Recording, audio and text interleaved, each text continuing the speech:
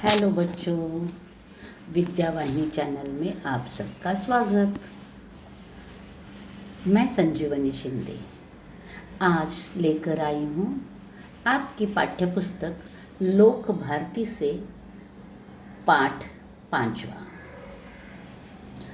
पाठ का नाम है ईमानदारी की प्रतिमूर्ति और लेखक है सुनील शास्त्री। हम देखेंगे पहले लेखक का परिचय। जन्म 1950। सुनील शास्त्री भारत के द्वितीय प्रधानमंत्री लाल बहादुर शास्त्री के पुत्र हैं। आप एक राजनेता के अलावा कवि और लेखक भी हैं। आपको कविता, संगीत और सामाजिक कार्यों में विशेष लगाव है। सामाजिक आर्थिक बदलाव पर अनेक विचारों को आप पत्र पत्रिकाओं में व्यक्त करते रहते हैं। इनकी प्रमुख कृतियाँ हैं लाल बहादुर शास्त्री, मेरे बाबूजी। इस पुस्तक का अंग्रेजी अनुवाद भी हुआ है। अब इस गद्य संबंधी जानकारी है। प्रस्तुत संस्मरण में लेखक ने स्वर्गीय लाल बहादुर शास्त्री जी की ईमानदारी, सादगी, सरलता, सच्चाई, पर दुखकारकता आदि गुणों को बड़े अच्छे ढंग से उजागर किया है। हम आहिस्ता आहिस्ता पाठ पढ़ते पढ़ते आगे बढ़ते जाएंगे। हमने अपने जीवन में बाबूजी के रहते अभाव नहीं देखा। यानी बाबूजी जब तक थे तब तक हमारे जीवन में किसी भी बात की कमी नहीं थी। अभाव यानी कमी नहीं थी। उनके न रहने के बाद जो कुछ मुझ पर बीता वह एक दूसरी तरह का अभाव था कि मुझे बैंक की नौकरी करनी पड़ी। लेकिन उससे पूर्व बाबूजी के रहते मैं जब जन्मा था तब वे उत्तर प्रदेश के पुलिस मंत्री थे। यानी लेखक कहते हैं कि जब बाबूजी चल बसे तो मुझ पर बहुत कुछ बीती। उसमें मुझे बैंक में नौकरी भी करनी पड़ी। लेकिन उसके पहले वो बताना चाहते हैं कि जब सुनील शास्त्री, लाल बहादुर शास्त्री के बेटे, इनका जब जन्म हुआ था तब लाल बहादुर शास्त्री जी उत्तर प्रदेश में पुलिस मंत्री थे और उस समय गृह मंत्री को पुलिस मंत्री कहा जाता था। इसीलिए मैं हमेशा कल्पना किया करता था कि हमारे पास एक छोटी गाड़ी नहीं, बड़ी आलीशान गाड़ी होनी चाहिए। यानी मेरे पिताजी गृह मंत्री है, इतने बड़े गृह मंत्री है, तो हमारे पास एक छोटी गाड़ी थी तो उसकी जगह बड़ी सी गाड़ी होनी चाहिए, ऐसा मुझे लगता था। शास्त्री जी कहते हैं, सुनील जी कहते हैं। बाबूजी प्रधानमंत्री हुए तो वहाँ जो गाड़ी थी वह थी इम्पाला शेवरलेट। उसे देख देख बड़ा जी करता था कि मौका मिले और उसे चलाऊं। प्रधानमंत्री का लड़का था, कोई मामूली बात नहीं थी। सोचते विचारते कल्पना की उड़ान भरते एक दिन मौका मिल गया। धीरे धीरे हिम्मत भी खुल गई थी ऑर्डर देने की। हमने बाबूजी के निजी सचिव से कहा, सहाय साहब जरा ड्राइवर से कहिए इम्पाला लेकर रेसिडेंसी की तरफ आ जाए। यानी सुनील जी अपने जीवन का एक अनुभव बता रहे हैं। वह कहते हैं कि जब मेरे बाबूजी प्रधानमंत्री बन गए तब हमारे पास एक गाड़ी आ गई, उसका नाम था इम्पाला शेवरलेट। वह गाड़ी इतनी बड़ी और आलीशान थी कि लेखक कहते हैं कि मेरा बार बार जी करता था कि एक मौका मिले और मैं उसे चलाऊं। लेखक आगे जाकर कहते हैं प्रधानमंत्री का लड़का था तो कोई मामूली बात नहीं थी। सोचते विचारते कल्पना में उड़ान भर गई और मैं तैयार हो गया गाड़ी चलाने के लिए। और मौका मिलते ही और धीरे धीरे हिम्मत भी खुल गई थी क्यों ऑर्डर देने की। और बाबूजी के निजी सचिव को लेखक सुनील जी कहते हैं कि इम्पाला ड्राइवर को कहिए कि रेसिडेंसी की तरफ आ जाए इम्पाला लेकर। तो उनका सचिव कहता होगा। 2 मिनट में गाड़ी आकर दरवाजे पर लग गई। अनिल भैया ने कहा, मैं तो उसे चलाऊंगा नहीं, तुम ही चलाओ। अनिल भैया सुनील के बड़े भाई, यानी लाल बहादुर शास्त्री के 2 बेटे अनिल और सुनील। तो भैया गाड़ी जब गेट पर आई तब अनिल भैया कह देते हैं कि मैं इम्पाला नहीं चलाने वाला, चलानी है तो तुम चलाओ। मैं आगे बढ़ा, ड्राइवर से चाबी मांगी, बोला तुम बैठो, आराम करो, हम लोग वापस आते हैं अभी। और ड्राइवर की सीट पर ड्राइवर था, उससे चाबी मांग लेते हैं और ड्राइवर को कहते हैं उतर जाओ और यहाँ बैठ जाओ, आराम करो आप, हम थोड़ा घूम फिर कर वापस आते हैं। कहकर गाड़ी की चाबियाँ लेते हैं, गाड़ी में हम चल पड़े। क्या शान की सवारी थी, यानी बहुत बड़ी और आलीशान गाड़ी, उसमें बैठना और वो गाड़ी चलाना, उस गाड़ी में घूमना, क्या बहुत ही अच्छा लग रहा था सुनील जी को। याद कर बदन में चुरचुरियाँ आने लगी। जिसके यहाँ खाना था वहाँ पहुँचा। बातचीत में समय का ध्यान नहीं रहा, देर हो गई। यानी कई खाना खाने के लिए अनिल और सुनील मिलकर गए हैं और खाना खाते खाते बातचीत करते करते देर हो गई। जिस समय पर आना था उससे ज़्यादा समय हो गया। अब क्या करेंगे? याद आया बाबूजी आ गए होंगे और अचानक सुनील जी को याद आता है, अरे बाबूजी घर पर आ गए होंगे, और इसलिए वो तुरंत निकले। वापस घर आ फाटक से पहली ही गाड़ी रोक दी, यानी फाटक आने के पहले गाड़ी रोक दी और उतरकर गेट तक आया। संतरी को हिदायत दी, हिदायत यानी सूचना, हिदायत दी, सूचना दी। यह सैल्यूट वैल्यूट नहीं, बस धीरे से गेट खोल दो, वह आवाज़ करे तो उसे बंद मत करो, खुला छोड़ दो। यानी लेखक कहते हैं अपने संतरी को यानी रखवाले को कि गेट खोलो, सैल्यूट वैल्यूट मत करो, अभी टाइम नहीं है उसके लिए, और आप इतने धीरे से गेट खोलना कि आवाज़ नहीं होनी चाहिए, यह बताया जाता है। बाबूजी का डर, वो खटपट सैल्यूट मारेगा तो आवाज़ हो गया और फिर गेट की आवाज़ से बाबूजी को हम लोगों के लौटने का अंदाज़ा हो जाएगा। लेखक कहते हैं कि हाँ, वो खटपट करके सैल्यूट मारेगा, उसके बाद जोर से गेट खोलेगा तो उससे बाबूजी जाग जाएंगे और बाबूजी को अंदाज़ आएगा कि हम वापस आ गए हैं। वे बेकार में पूछताछ करेंगे, अभी बात ताज़ा है, सुबह तक बात में पानी पड़ चुका होगा, यानी थोड़ा अंतर पड़ गया तो जो क्रोध हो या जो भी हो वो कम हो जाता है। इसके लिए वो कहते हैं कि बात पर पानी पड़ चुका होगा, इसके लिए अभी पिताजी से सामने नहीं जाना है, सुबह जो होगा वो देखा जाएगा। संतरी से जैसा कहा गया उसने किया, और वो रखवाला जो संतरी था उसको जैसा कहा वैसा उसने किया और दबे पैर पीछे किचन के दरवाजे से अंदर घुसा। जाते ही अम्मा मिली, यानी वह पीछे वाले दरवाजे से घर के अंदर जाते हैं और दरवाजा के अंदर जैसे ही गए, अंदर जाते ही अम्मा मिल गई। पूछा, बाबूजी आ गए? पूछा तो नहीं, और वह पूछती है। सुनील तुरंत अपनी अम्मा से बात करते हैं कि बाबूजी आ गए हैं, तो उन्होंने कुछ पूछा तो नहीं? बोली हाँ आए हैं, पूछा था, मैंने बता दिया। लेकिन देखो सुनील जी इतने घबराए हुए हैं, वो यह नहीं पूछते कि बाबूजी ने पूछने के बाद आपने क्या जवाब दिया। वो माँ भी बताती है कि हाँ वो आ गए हैं, उन्होंने पूछा और मैंने बता दिया।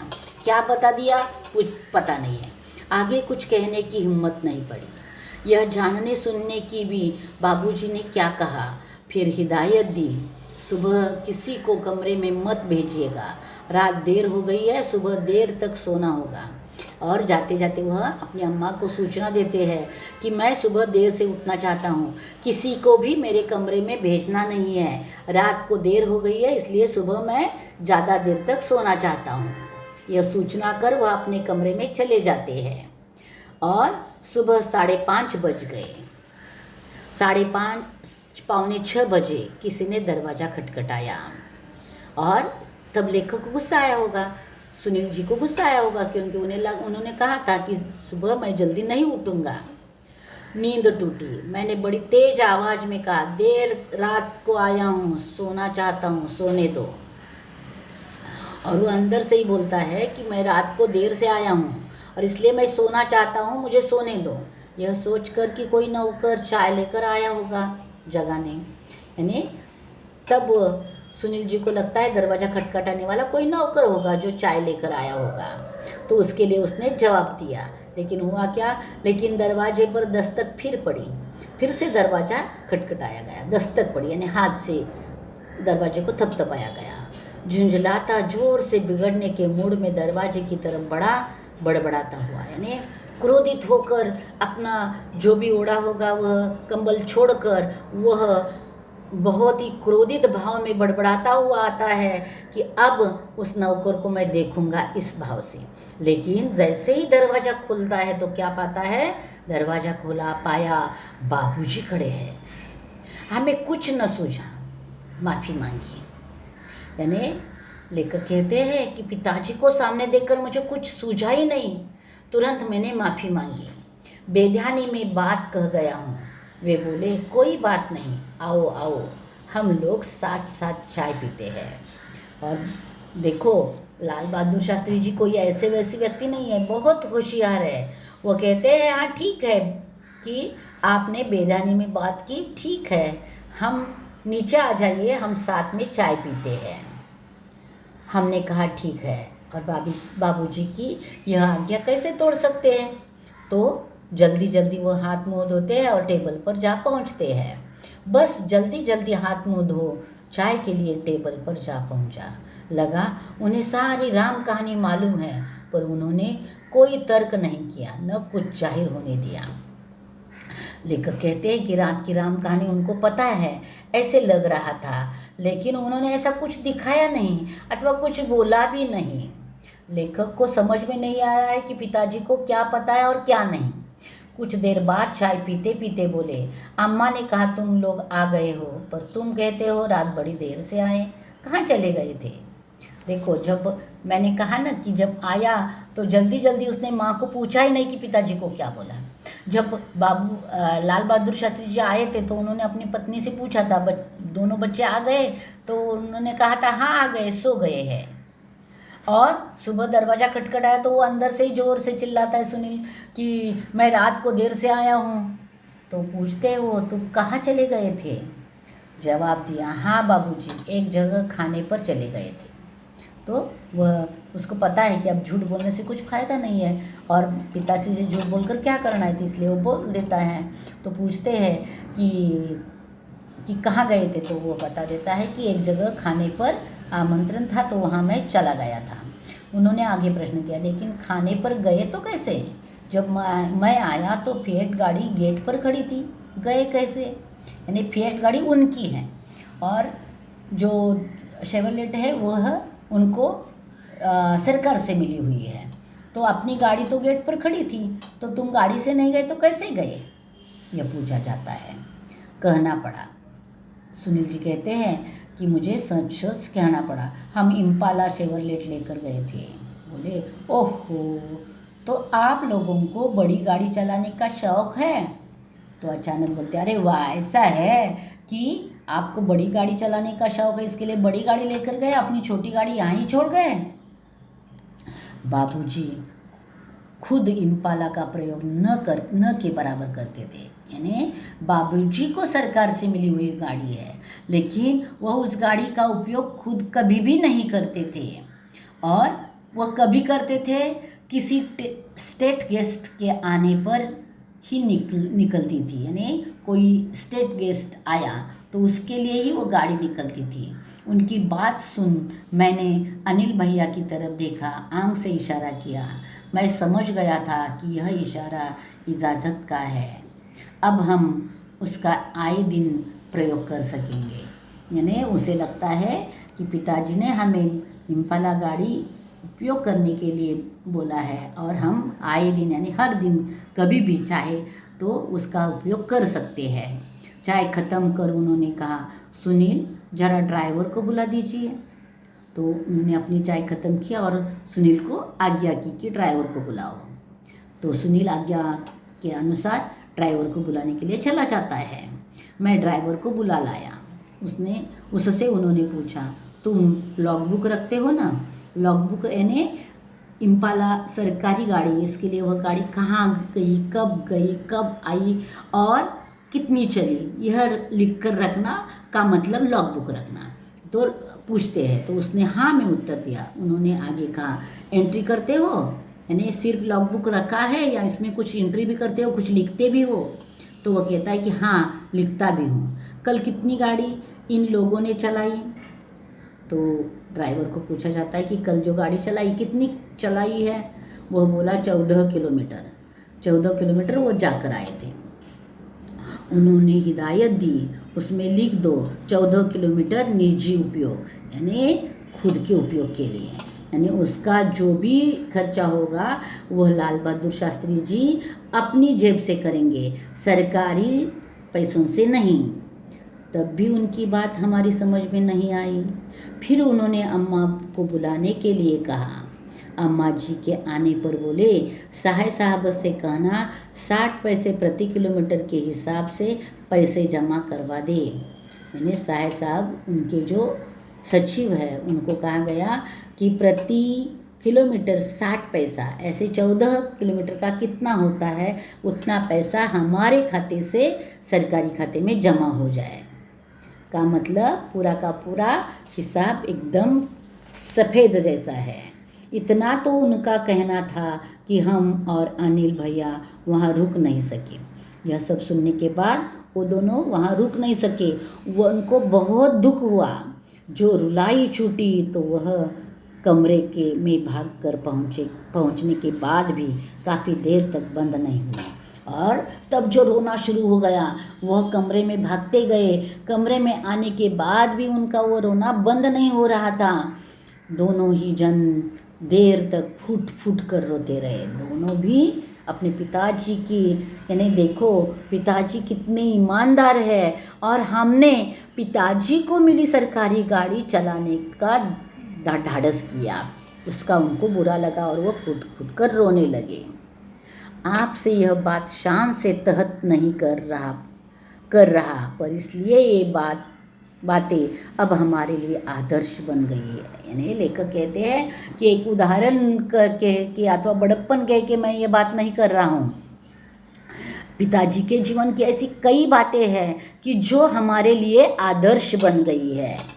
सक्रिय राजनीति में आने पर, सरकारी पद पाने के बाद क्या उसका दुरुपयोग करने की हिम्मत मुझ में हो सकती है? यानी लेखक कहते हैं कि अब मैं सरकारी नौकरी में हूँ, लेकिन सरकारी नौकरी में होते हुए उसमें जो भी कुछ पद का अधिकार हो उसका दुरुपयोग करने की हिम्मत मुझ में होगी?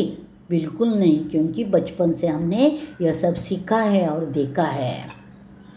आप भी सोचे मेरे बच्चे कहते हैं कि पापा आप हमें साइकिल से भेजते हैं, पानी बरसने पर रिक्शे से स्कूल भेजते हैं, पर कितने ही दूसरे लोगों के लड़के सरकारी गाड़ी से आते हैं। यानी सुनील जी कहते हैं कि मेरे बच्चे मुझे कहते हैं कि तुम हमें साइकिल से स्कूल भेजते हो और अगर पानी बरस रहा है यानी बारिश हो रही है तो रिक्शा से स्कूल भेजते हो।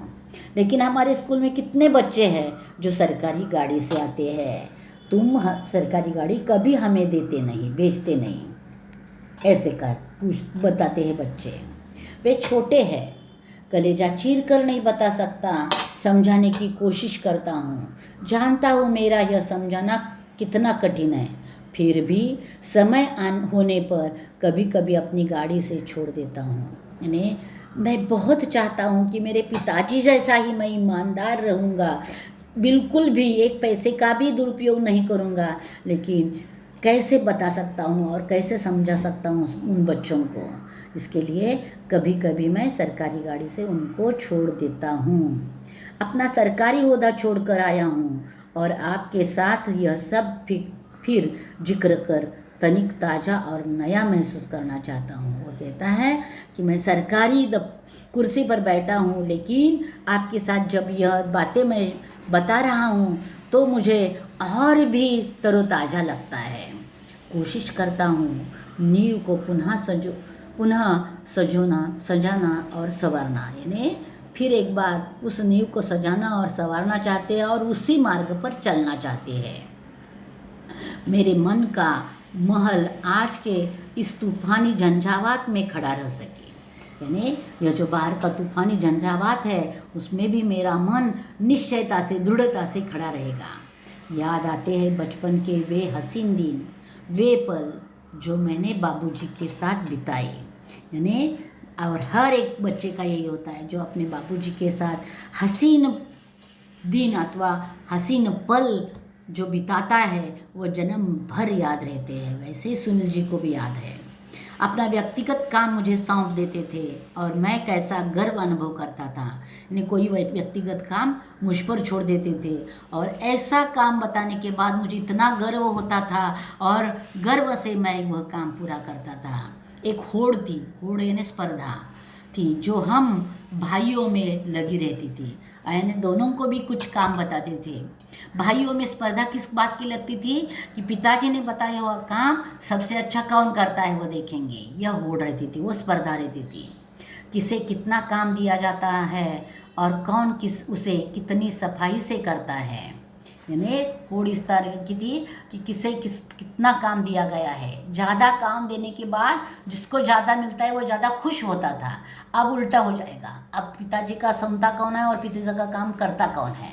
अगर पिताजी ने कुछ काम बता दिया तो बच्चे मुँह टेढ़ा मेढ़ा कर देते हैं। लेकिन एक सुनील जी थे जो अपने पिताजी का ज़्यादा काम मिले इसके लिए तरसते थे और जो भी काम मिलेगा वो ज़्यादा से ज़्यादा सफाई से करना चाहते थे। एक दिन बोले, सुनील मेरी अलमारी काफ़ी बेतरतीब हो रही है, तुम उसे ठीक कर दो और कमरा भी ठीक कर देना। एक दिन सुनील को काम दिया अलमारी साफ करने का और ठीक ठाक करने का और कमरा भी साफ करने का। तो देखो सुनील जी ने तो अपना काम बहुत ही तरीके से किया होगा। मैंने स्कूल से लौटकर वह सब कर डाला। दूसरे दिन में स्कूल जाने के लिए तैयार हो रहा था। बाबूजी ने मुझे बुलाया, पूछा तुमने सब कुछ बहुत ठीक कर दिया।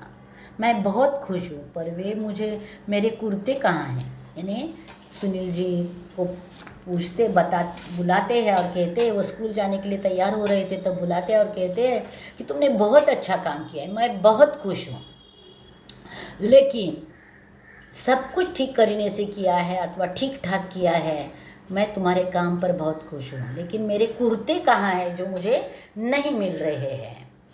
तो सुनील जी बता देते कुर्ते का उन्होंने क्या किया। वे कहते हैं वे कुर्ते भला कोई यहाँ से फट रहा था, कोई वहाँ से, वे सब मैंने अम्मा को दे दिए। यानी पुराने कपड़े का कुछ करने के लिए मैंने वह अम्मा को कुर्ते दे दिए।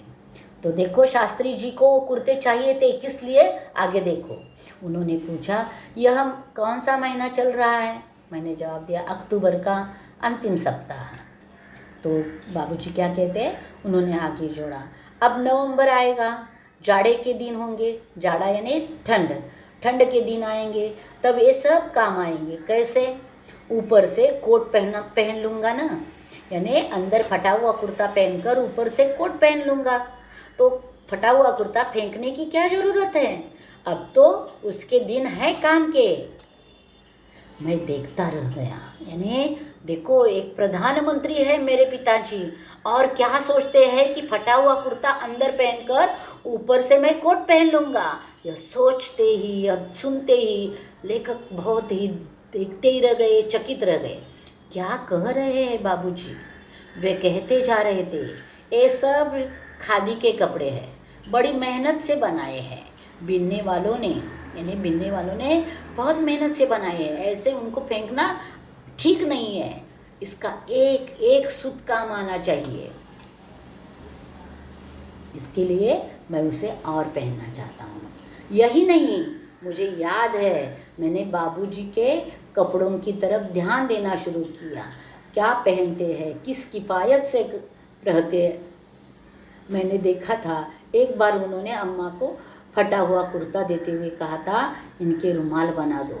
यानी कुर्ता पूरा फटने तक पहनना आ जाता है और बहुत ही ज़्यादा फट जाए तो वह पत्नी के हाथ में देकर उससे रुमाल बनवा लेते हैं। यानी देखो उस कपड़े का एक एक जो सूत है उसका उपयोग करना चाहते हैं। बाबूजी का एक तरीका था जो अपने आप आकर्षित करता था। यानी यह जो उनका रहने का तरीका था, हम अपने आप उनकी ओर आकर्षित हो जाते थे। अगर सीधे से कहते सुनील तुम्हें खादी से प्यार करना चाहिए, तो शायद वह बात कभी मेरे मन में घर नहीं करती, पर बात कहने के साथ साथ उनके अपने व्यक्तित्व का आकर्षण था, जो अपने में सामने वाले को बांध लेता था। यानी लेखक कहते हैं कि अगर पिताजी ने मुझे कहता कि खादी से प्यार कर, तो वो कभी नहीं जमता, लेकिन उनके व्यक्तित्व को उसके साथ जोड़ा गया है, तो मैं पूरा आकर्षित हो गया हूँ उस बात की ओर, और कैसे टाल सकता हूँ अथवा कैसे मैं खादी को ऐसे वैसे फेंक सकता हूँ, जो कूट कूट कर उनमें भरा हुआ है। बस बताओ, उन पर अपना सब कुछ निछावर करने पर उतार हो जाता था। वो कहता है कि मैं खुद उन पर, यानी कहने का मतलब है कि उनकी हर बात मानने के लिए अथवा उनके जैसा रहने की कोशिश मैं हर बार करता था। अम्मा बताती है, हमारी शादी में चढ़ावे के नाम पर सिर्फ 5 ग्राम सोने के गहने आए थे। यानी अम्मा कभी कभी पुरानी बातें कहती होगी, उसमें वो बात कहती है कि शादी के चढ़ावे में 5 ग्राम सोना आया था, लेकिन जब हम विदा होकर रामनगर आए तो वहाँ उन्हें मुँह दिखाई में गहने मिले। वो कहती है कि जब मैं रामनगर आई तो मुँह दिखाई में उन्हें गहने मिले थे। सभी नाते रिश्ते वालों ने कुछ न कुछ दिया था, सभी नाते रिश्ते वालों ने कुछ न कुछ तो कोई ना कोई एक आध गहना दिया ही था, तो उनके पास बहुत सारे गहने हो गए। जिन दिनों हम लोग बहादुरगंज के मकान में आए, उन्हीं दिनों तुम्हारे बाबूजी के चाचा जी को कोई घाटा लगा था, और चाचा जी का घाटा भर निकालने के लिए बाबूजी माँ से सोना मांगते हैं, और माँ भी किसी सोच विचार बिना सब सोना दे देती है। किसी तरह से बाकी का रुपया देने की जिम्मेदारी हम पर आ पड़ी। बात क्या थी, उसकी ठीक से जानकारी लेने की ज़रूरत हमने नहीं सोची। जब पिताजी ने पूछा तब मैंने कोई बात पूछी नहीं, ठीक से समझी नहीं, इतना ही मैंने सोचा कि पिताजी मांग रहे हैं तो सोना देना है, बस, और कुछ नहीं सोची, और न ही उसके बारे में कभी कुछ पूछताछ की। यानी तभी पूछा नहीं अथवा सोचा नहीं, अथवा बाद में भी कभी मैंने पूछताछ नहीं की कि वो सोने का क्या किया, कितना पैसा मिला अथवा क्या हुआ। एक दिन तुम्हारे बाबूजी ने दुनिया की मुसीबतों और मनुष्य की मजबूरियों को समझाते हुए जब हमसे गहनों की मांग की, तो क्षण भर के लिए हमें कुछ वैसा लगा और गहना देने में हिचकिचाहट महसूस हुई, पर यह सोचा। देखो, लेखक कहते हैं बाबूजी ने तो कोई सोचा नहीं, बाबूजी ने तो तुरंत देने के लिए तैयार हो गए, लेकिन जब सोना तो उनकी पत्नी के पास था, सुनील जी की माँ के पास था, तो माँ से मांगना पड़ेगा। तो बाबूजी ने जब वो सोना मांगा, गहने मांगे, तो माँ की मन में थोड़ी हिचकिचाहट हुई, थोड़ी, और वह थोड़ा सोचने लगी, पर यह सोच कि उनकी प्रसन्नता में हमारी खुशी है, हमने गहने दे दिए, और तब यह सोचती है कि उनकी प्रसन्नता अगर गहने लेकर है तो उनकी प्रसन्नता में हमारी खुशी है, गहने देकर वो प्रसन्न रहने वाले हैं तो मैं तुरंत दे दूंगी, और उन्होंने गहने दे दिए। गहने में क्या क्या दिया, केवल टीका, नथुनी, बछिया रख लिए, इन्हें टीका, नथुनी और बिछिया रख लिए, बाकी जो भी गहने थे वो सारे के सारे दे दिए। वे हमारे सुहाग वाले गहने थे। वही 3 गहने रखने का कारण उन्होंने बताया है कि वह सुहाग वाले गहने थे। उस दिन तो उन्होंने कुछ नहीं कहा, वह चुपचाप गहने पत्नी ने दिए, लाल बहादुर शास्त्री जी ने लिए और वहाँ से चुपचाप निकल गए। लेकिन कुछ दिन बाद उस बात पर बात करने लगते हैं। फिर दूसरे दिन वे अपनी पीड़ा न रोक सके, क्योंकि उन्हें बहुत दुख हो रहा था कि पत्नी के सारे गहने में लेकर गया, पत्नी को कैसा लगता होगा, इसके लिए वो दूसरे दिन बात करने लगते हैं। तुम जब मिर्ज़ापुर जाओगी और लोग गहनों के संबंध में पूछेंगे तो क्या कहोगी। यानी लाल बहादुर शास्त्री जी पूछते हैं कि ठीक है, तुमने मुझे सब गहने दे दिए, लेकिन अब कभी मिर्ज़ापुर गई और वहाँ लोगों ने पूछा कि हाँ तुम्हारे इतने सारे गहने थे, कहाँ गए, अथवा तुम क्यों नहीं पहनती, तो क्या जवाब दोगी। वह कहती है, हम मुस्कुराइए और कहा, उसके लिए आप चिंता न करें, हमने बहाना सोच लिया है। यानी वो कहती है कि ये तो सवाल मेरे मन में भी आया था, मैंने बहाना सोच लिया है, क्या जवाब देना मैंने सोच लिया है, आप उसकी चिंता मत कीजिए। हम कह देंगी कि गांधी जी के कहने के अनुसार हमने गहने पहनने छोड़ दिए हैं। गांधी जी तो खुद बहुत ज़्यादा वस्त्र भी नहीं पहनते थे, आधे कपड़े में रहते थे। तो वो कहती है कि गांधी जी के विचारों पर मैं चल रही हूँ, गांधी जी ने बोला इसके लिए मैंने गहने पहनना छोड़ दिया है, इस पर कोई भी शंका नहीं करेगा। तुम्हारे बाबूजी की तनिक देर चुप रहे, फिर बोले, तुम्हें यहाँ बहुत तकलीफ है, इसे मैं अच्छी तरह समझता हूँ। तुम्हारा विवाह बहुत अच्छे सुखी परिवार में हो सकता था, लेकिन अब जैसा है वैसा है। यानी वो कहते हैं कि तुम यहाँ शादी करके आ गई हो, लेकिन ससुराल में तुम्हें बहुत तकलीफ़ है, यहाँ बहुत तकलीफ़ है। इससे भी अच्छा विवाह तुम्हारा अच्छे घर में हो सकता था, लेकिन अब जो है वो है, जैसा है वैसा है। जय तुम्हें आराम देना तो दूर रहा, तुम्हारे बदन के भी सारे गहने उतरवा दिए। यानी वो कहते हैं तुम्हें आराम तो देना दूर की बात रही, लेकिन तुम्हारे गहने मैंने उतरवा दिए, वह बहुत बुरा हुआ। हम बोली, पर जो असल गहना है वह तो है। वो कहती है कि जो असली गहना है वह तो मेरे पास है। वह कौन सा है? हमें बस वही चाहिए। आप उन गहनों की चिंता न करें, समय आने पर फिर बन जाएंगे।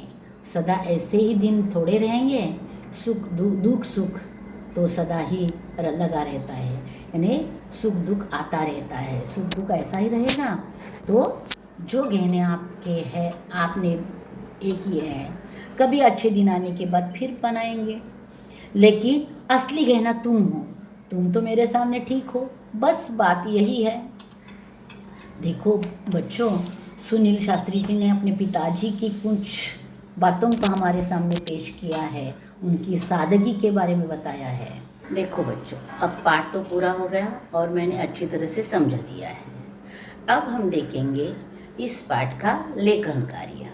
लेखन कार्य में सबसे पहले शब्दार्थ, हिदायत, सूचना, निर्देश, दस्तक, दरवाजे पर आवाज करने की क्रिया, इजाजत, आज्ञा, स्वीकृति, बेतरतीब, अस्त व्यस्त, बिखरा हुआ, किफायत, मितव्यय। अब देखेंगे हम मुहावरे। फूट फूट कर रोना, जोर जोर से रोना, देखते रह जाना, आश्चर्यचकित होना। पहला फूट फूट कर रोने का वाक्य, माँ बच्चे को छोड़कर बाहर जा रही थी, तब बच्चा फूट फूट कर रोने लगा। दूसरा, देखते ही रह जाना का वाक्य, अपने विदेश से इतने बदल कर आए अपने बेटे को माँ देखते ही रह गई। अब हम देखेंगे इस पाठ का स्वाध्याय। सूचना के अनुसार कृतियाँ कीजिए, संजाल पूर्ण कीजिए।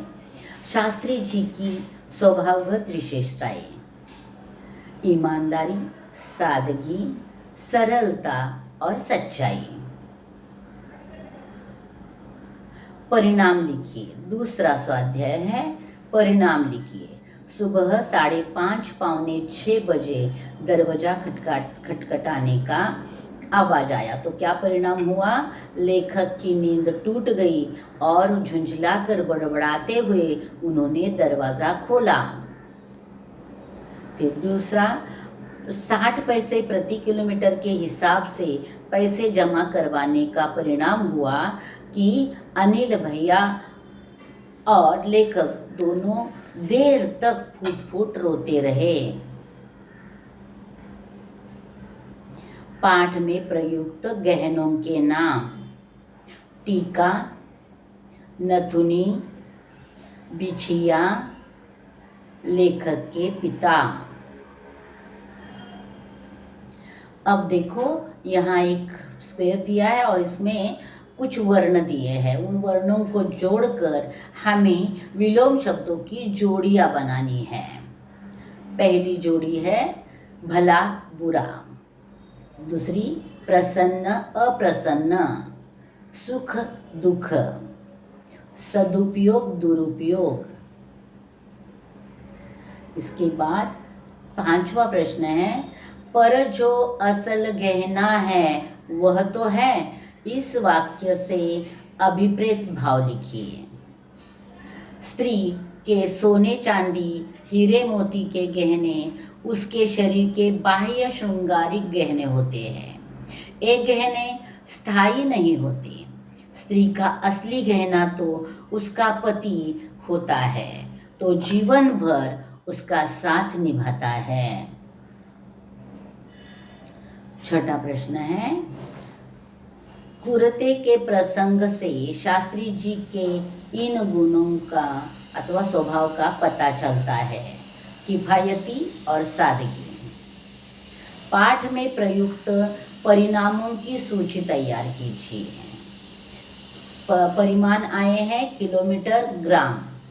जो परिमाण यानी जो काउंट करने के लिए या नापने के लिए यूज में आता है वह। पर शब्द के 2 अर्थ लिखकर उनका स्वतंत्र वाक्य में प्रयोग कीजिए। पर का अर्थ होता है लेकिन, किंतु।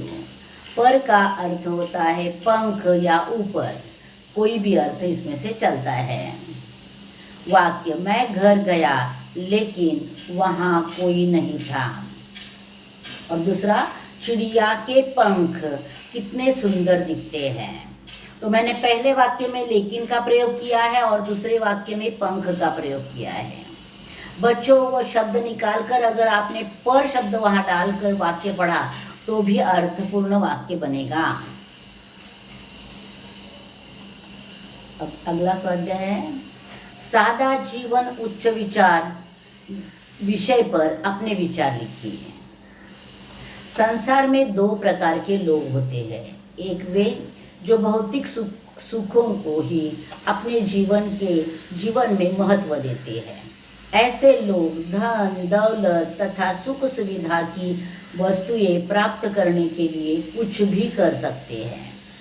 उनके जीवन का उद्देश्य संपत्ति कमाना ही होता है। दूसरे प्रकार के लोग हर स्थिति में अपने आप को संतुष्ट रखते हैं। वे अपने सीमित साधनों से अपना और अपने परिवार का निर्वाह करते हैं और प्रसन्न रहते हैं। इनका रहन सहन साधारण ढंग का होता है। विलासितापूर्ण वस्तुएं इन्हें प्रभावित नहीं कर पाती। वे केवल जीवन आवश्यक वस्तुओं से अपना गुजारा कर लेते हैं। पर ईमानदारी, सच्चरित्रता, सच्चाई, सरलता तथा दूसरों के प्रति सहानुभूति रखना वे अपने जीवन का आदर्श मानते हैं। हमारे देश के संतों, महात्माओं तथा महापुरुषों का जीवन इसी तरह का रहा है। इन महापुरुषों को जनता आज भी याद करती है और उनका गुणगान करती है। सादा जीवन उच्च विचार को हर युग में हमारे यहाँ मान्यता मिली है और इन्हें अपने जीवन का मूल मंत्र मानकर ही मनुष्य सुखी रह सकता है। इनके रहन सहन से ही पता चलता है सादा जीवन उच्च विचार, यह उक्ति एकदम सही है। देखिए, यहाँ जो पाठ के साथ कुछ विषय दिए जाते हैं उनके ऊपर भी मैंने कार्य किया है। आज के उपभोक्तावादी युग में पनप रही दिखावे की संस्कृति पर अपने विचार लिखिए। इस प्रकार का प्रश्न आपको बच्चों इसके लिए आता है, स्वमत के लिए आता है।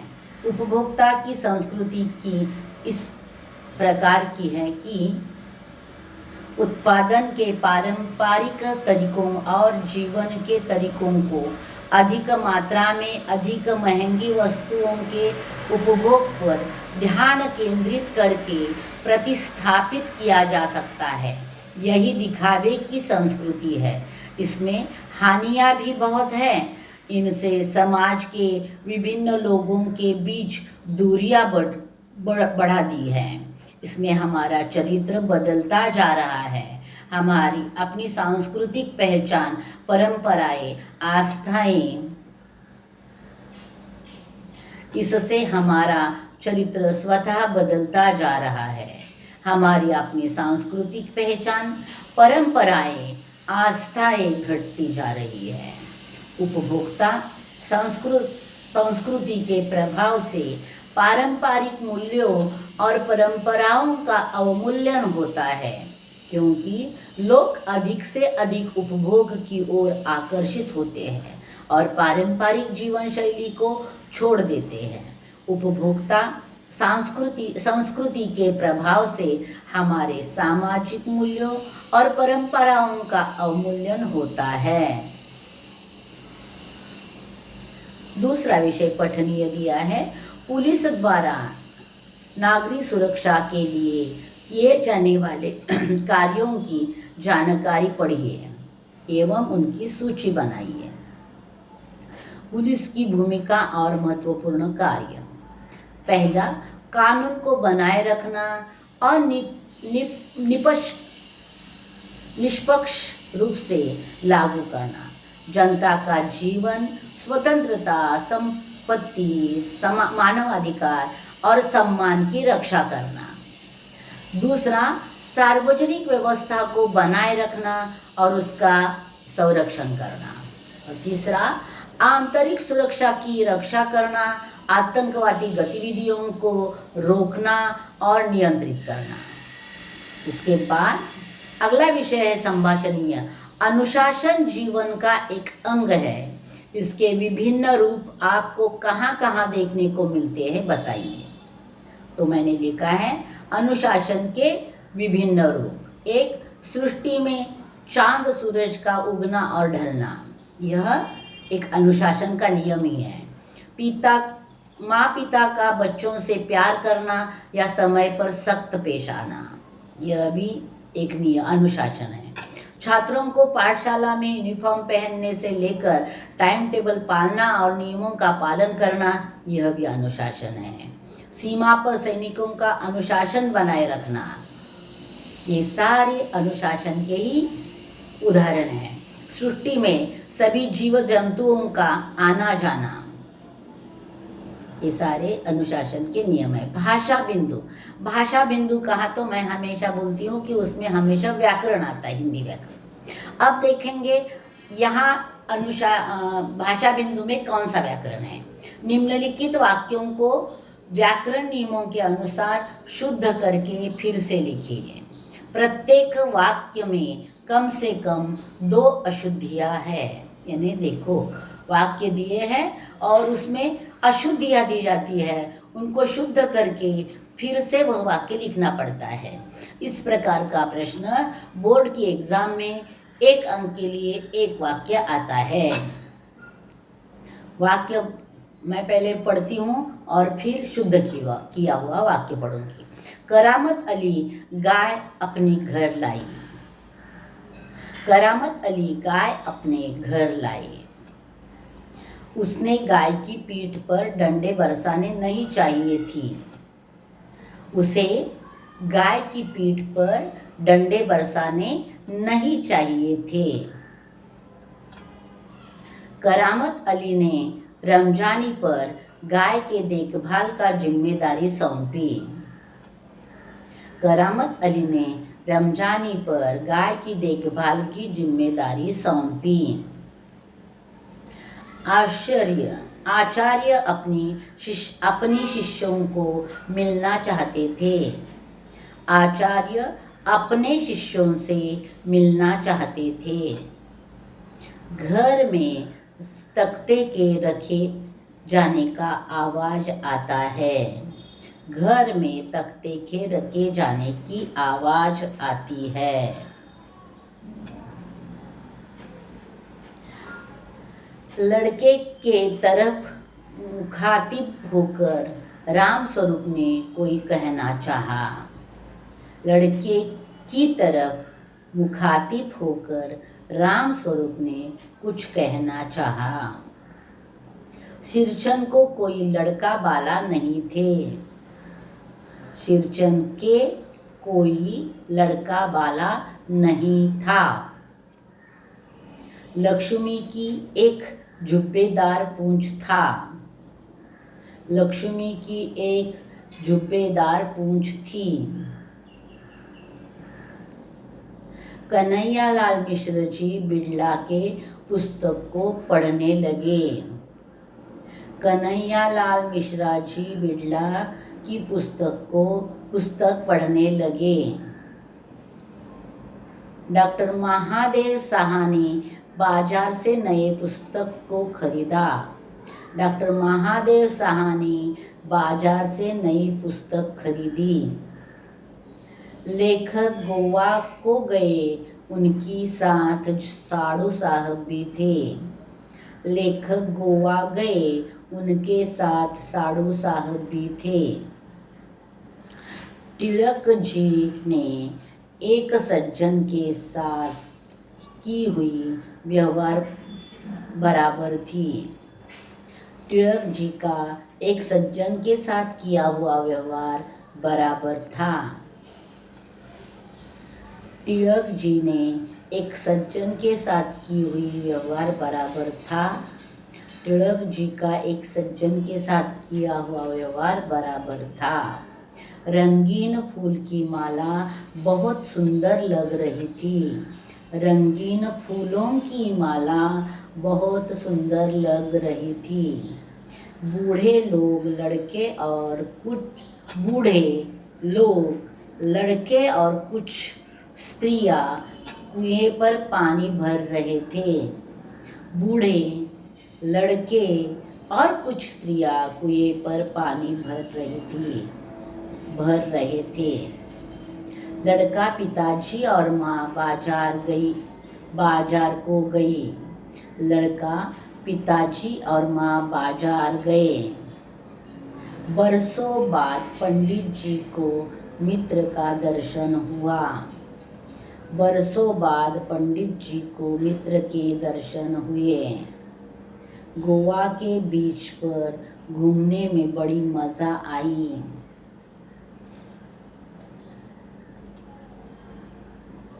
गोवा के बीच पर घूमने में बड़ा मजा आया। सामने शेर देखकर यात्री का प्राण मानो मुरझा गया। सामने शेर देखकर यात्री के प्राण मानो मुरझा गए। करामत अली के आंखों में आंसू उतर आई। करामत अली की आंखों में आंसू उतर आए। मैं मेरे देश को प्रेम करता हूँ। मैं अपने देश से प्रेम करता हूँ। ये हो गए अशुद्ध वाक्य शुद्ध करना।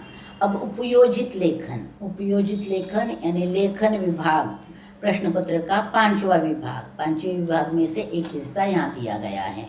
यहाँ दिया है, निम्नलिखित मुद्दों के आधार पर कहानी लिखिए, उसे उचित शीर्षक दीजिए। मुद्दे हैं, गांव में लड़कियां सभी पढ़ने में होशियार, गांव में पानी का अभाव, लड़कियों का घर के कामों में सहायता करना, बहुत दूर से पानी लाना, पढ़ाई के लिए कम समय मिलना, लड़कियों का समस्या पर चर्चा करना, समस्या सुलझाने का उपाय खोजना, गांव वालों की सहायता से प्रार्थना करना। और सीखा और शीर्षक देना। शीर्षक मैंने दिया है एकता में शक्ति। अब कहानी लिखते जा रही हूँ, मैं पढ़ रही हूँ, आप ध्यान से सुनिए। सदाशिव नगर नामक एक गांव था। गांव खुशहाली से भरा था, क्योंकि गांव के पास से एक नदी बहती थी। लेकिन आजकल सदाशिव नगर का हुलिया ही बदल गया है। इसका कारण है, पास में बहने वाली नदी सूख गई है और लोगों को पानी का प्रश्न बहुत ज़्यादा जच रहा है। सदाशिव नगर में जो लड़कियां थी वो बहुत ही होशियार थी। वे पढ़ाई में सबसे आगे रहती थी, लेकिन उनके सामने एक समस्या आ गई थी। इन लड़कियों को घर के कामों में सहायता करना तो पड़ता ही था, लेकिन बड़ी समस्या यह थी कि बहुत दूर दूर से घर के उपयोग के लिए और पीने के लिए पानी लाना पड़ता था। इस काम के आगे उनकी पढ़ाई रह जाती थी। पढ़ाई के लिए उनके पास समय ही नहीं मिलता था। सब लड़कियां एक साथ मिलकर उस समस्या को सुलझाने का उपाय सोचती हैं, और वह उपाय है कि गांव के पास में तालाब खुदवा लेना। यह बात लड़कियां गांव वालों से भी करती हैं। गांव वालों को भी लड़कियों का सुझाव अच्छा लगता है। सब एक साथ मिलकर काम करने लगते हैं। साल के अंदर ही तालाब खुदवा कर तैयार हो जाता है। बरसात का मौसम आ जाता है और तालाब पानी से भर जाता है। देखो, उनकी एकता से गांव में बहुत बड़ी समस्या चुटकी में हल हो गई थी, और लड़कियां अपने मकसद में पूरी तरह से सफल हो गई थी। मिलजुल कर सीख है इस कहानी से, मिलजुल कर काम करने से बड़ी से बड़ी समस्या हम दूर कर सकते हैं। इस प्रकार यह कहानी पूरी हुई है। बच्चों, यहाँ यह पाठ समाप्त होता है। इस पाठ को मैंने अच्छी तरह से समझा दिया है। पाठ का स्वाध्याय पूरा किया है। जो भी स्वमत के लिए विषय दिए हैं उनके बारे में भी मैंने लिखवा दिया है। अब आपकी पढ़ाई मैंने बहुत आसान की है। अब जल्दी से इस वीडियो को दोबारा सुनो और लेखन कार्य को पूरा करो, और अगला पाठ लेकर मैं जल्दी वापस आऊँगी। तब तक इंतज़ार में रहना। धन्यवाद बच्चों।